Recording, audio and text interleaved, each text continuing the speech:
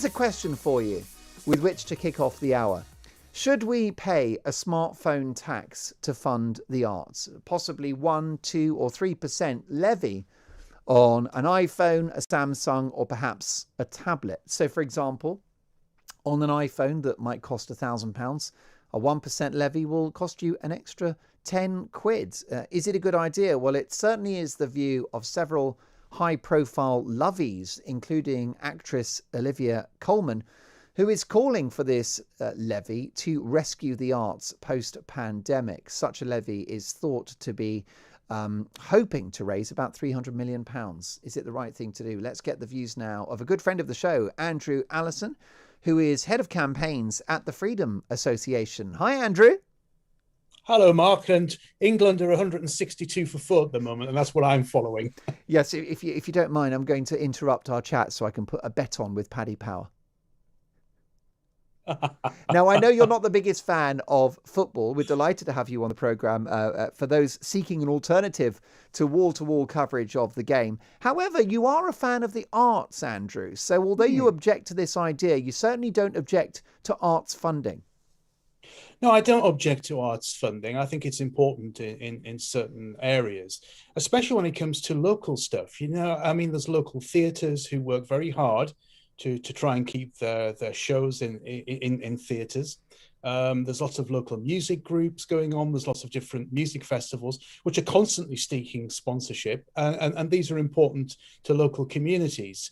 But I mean, one of my biggest sort of gripes about this proposal that these levies have come up with, and I believe that this is something that they have in France, for example, have done for quite some time, is it's more patronage. You're going to get people on a committee who are deciding who gets a grant and how much it's going to be. And I think the last thing that we really need in this country is more patronage. Yes, and also you've suggested that the issue with bankrolling certain art forms is that you may not have quality control. It's not a meritocracy in terms of where the money goes. No, it's not at all. And I'm not saying that people are going to be corrupt in all of this, but they're going to have all their different pet projects. There's going to be some people who want to push it more towards art, as in visual art, more people pushing towards music, to the theatre, to plays, or whatever it happens to be. So everyone's going to have their pet loves and their pet hates. Yes, and of course, if you look at the history of great artists in this country, whether it was William Shakespeare or the Beatles. He was a good artist. Well, actually, that's a point. He was an artist and a very, very prolific writer as well. But you look at Shakespeare and the like, they didn't really need too much help by way of the state. They sold tickets for their popular shows. And that's what they had to do. And of course, the most popular shows in the West End don't rely on Arts Council funding or levies on people buying smartphones and tablets. They're commercial successes, which also goes to filter on to the provincial theatres as well, because those provincial theatres, make their money once a year normally through pantomimes. Yes.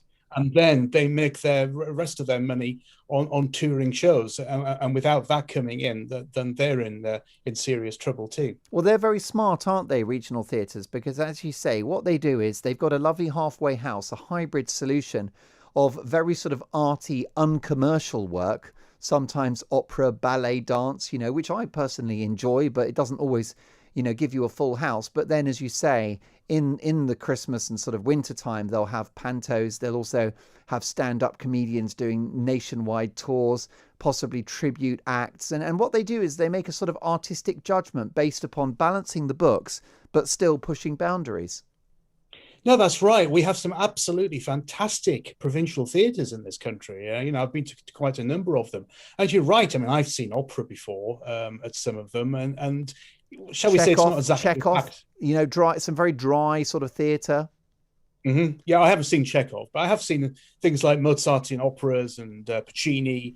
Not exactly full houses, but not exactly empty either. But, those theatres do very well. What concerns me is that most people who seem to get Arts Council funding, by what I can see, are those people that really can't make a commercial success of anything. Yes. And that's if you can't make a commercial success out of it, in the sense that you can't pay the bills because you can't get sponsorship, nobody seems to be interested in particularly funding you from the private sector or through charitable donations, then perhaps it's really not that good anyway. And quite often, with the really obscure art forms, it's rather well-off middle-class people that go to see these shows. So they're the beneficiaries of what in this case would be a tax on smartphones. The lot of the people paying that tax won't even actually, get the benefit of. Well, that's the way with the world, isn't it? And so often that is true. It tends. I mean, do you remember Yes Minister, Yes Prime Minister? I'm sure you do. I'm sure many listeners do. But I remember that Sir Humphrey Appleby, who was then the permanent secretary of the Department for Administrative Affairs, was off to Covent Garden, and Jim Hacker, the minister, described it as a works outing. Because basically it was the permanent secretaries who were running the Royal Opera House at Covent Garden and made sure it had all its funding. Yes, and it reminds me of that joke that John Lennon made, where I think when he was at the Royal Albert Hall, when he told the people in the posh seats to rattle their jewellery. And I think, unfortunately, a lot of this arts funding will go towards art forms enjoyed by the good and the great and the wealthy. And surely that's not the point. You want grassroots theatre and music and entertainment for all. Andrew, let's look at the economics of this as well. You're head of campaigns at the Freedom Association and a Brexiteer as well. This is effectively a hypothecated tax, isn't it? That's a tax which is dedicated to one particular cause or outcome. And the problem you have with setting the precedent of a hypothecated tax is that obviously, there's an argument for arts funding, but what about more hospitals or dealing with child neglect, poverty, hunger? There are endless causes that could justify a hypothecated tax, and that's the reason why we don't have them. That is the very reason why we don't have them. And of course, there are some people who advocate a hypothecated tax to fund the National Health Service. Everything goes into the general taxation pot. And then ministers basically have to bid for their share of the budget, and they have to justify their spending, and that's how it should be. If you look at the international aid budget, where we've been having to spend 0.6% of GDP on international aid, well, the international development minister is the only minister who has to come in front of the House of Commons and say, well, unfortunately, we couldn't spend all our budget. Well, that's wrong. You should have spent the whole lot. Yeah. Use that as an analogy, and this is probably where you would get with a hypothecated tax. Ministers would and other bodies would be forced to spend that budget, and so much of it would be wasted. Yes, well, you're right. In fact, it's even higher. It was 0.7%. This is the percentage of gross national income on international aid since 2013. Under David Cameron, and it's now 0.5 due to the pandemic, and there's some debate about when it will be restored or if it will be restored to 0.7. Is there also the danger that the sort of projects that will be bankrolled by this levy might be very politicized?